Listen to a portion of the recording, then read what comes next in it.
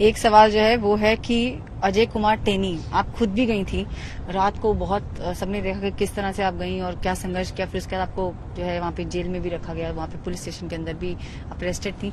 लेकिन लखीमपुर खीरी का जो मसला है उसमें ना तो सदन में बहस हुई, ना ही अभी तक कुछ एक्शन लिया गया। कल प्रधानमंत्री जी से पूछा गया तो उन्होंने कहा कि सुप्रीम कोर्ट के हिसाब से काम चल रहा है। तो मैं पूछना चाहती हूँ कि कोई नैतिकता है, कोई नैतिक जिम्मेदारी है देश के देशवासियों के प्रति, किसानों के प्रति?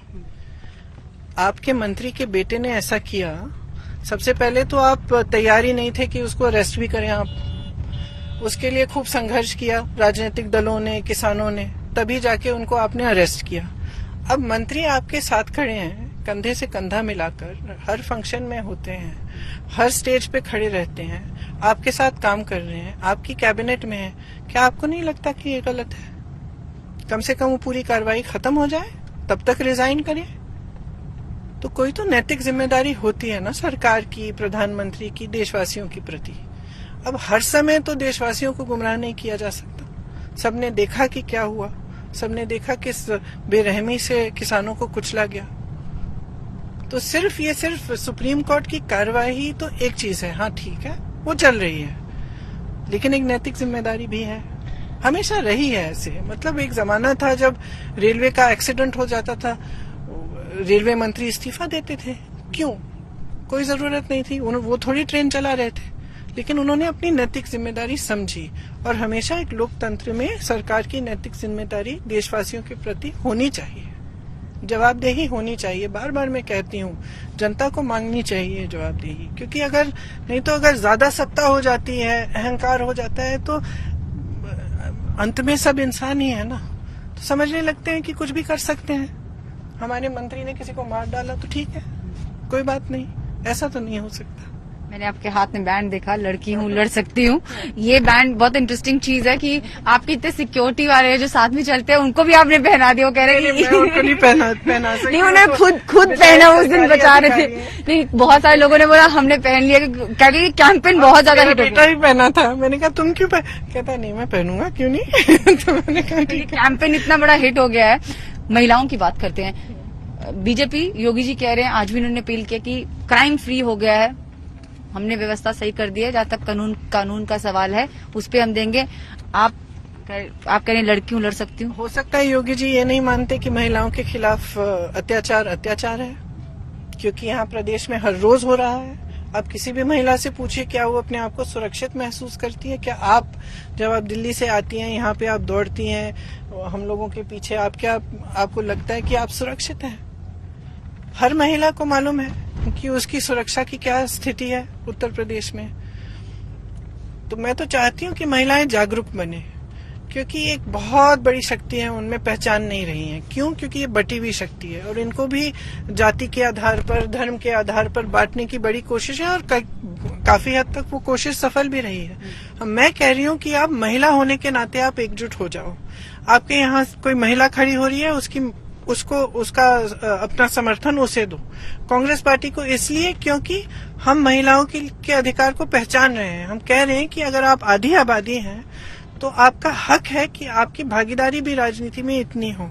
और सिर्फ वो नहीं कह रहे हैं, हम कह रहे हैं जैसे रोजगार में 40% सरकारी रोजगार आपको मिलने चाहिए, पुलिस में 25% जो भर्तियां हैं महिलाएं होनी चाहिए, ताकि आप हमारी सुरक्षा बढ़े, ताकि जहां जहां अगर महिला के साथ कोई अत्याचार हो रहा है, वो पुलिस स्टेशन चाहे उसको महिला मिले, तो कम से कम उसकी सहानुभूति तो होगी।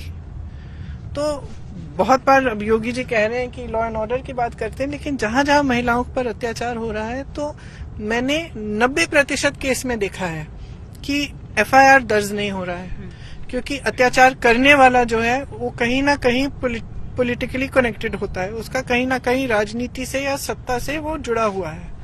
तो पुलिस प्रशासन उसी की मदद करती है और FIR दर्ज नहीं होता। फिर ऊपर से महिलाओं के कुछ हो गया, महिला के साथ अत्याचार हो गया, और लोग कह रहे हैं, महिला की बुराई कर रहे हैं कि कहीं ना कहीं उसने गलती की है जब अत्याचार उस पे हुआ है। तो ये सब चीजें ठीक कैसे होंगी अगर महिलाएं समझेंगी नहीं, अगर आप एकजुट नहीं होंगी मेरी बहनें, तो बदलाव कैसे आएगा?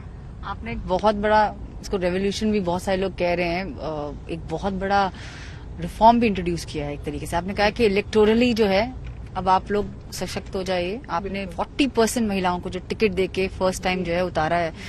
How difficult it was, how specially सबसे पहले तो आप, मुझे गारंटी है कि पार्टी के अंदर भी बहुत सारे लोगों को कहा कि अरे ये नहीं हो सकता, बट देन आपने कैसे सबको अंदर कन्विंस किया?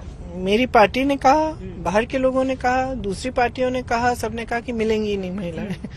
और स्थिति एक्चुअली ये बनी कि हर विधानसभा में 4-5 महिलाओं ने अप्लाई किया। ठीक है, पहल है तो हम देखेंगे कि कितना अच्छा करेंगी, कितनी लड़ने में सक्षम है, लेकिन जो भी होगा, चाहे जीते चाहे हारी, खड़ी होंगी और खड़ी हुई हैं और एक पहल हुई है और अब इससे पीछे नहीं हट सकते। तो अगले चुनाव में और मजबूत हो जाएंगी।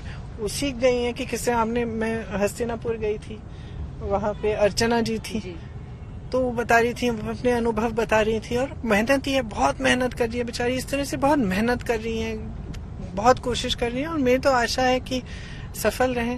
मुश्किल था सबको ढूंढना, कन्विंस करना आपके लिए? ढूंढना बिल्कुल मुश्किल नहीं था। जब महिलाओं को पता चला तो खूब महिलाओं ने आवेदन पत्र भेजे, तो मुश्किल नहीं था ढूंढना।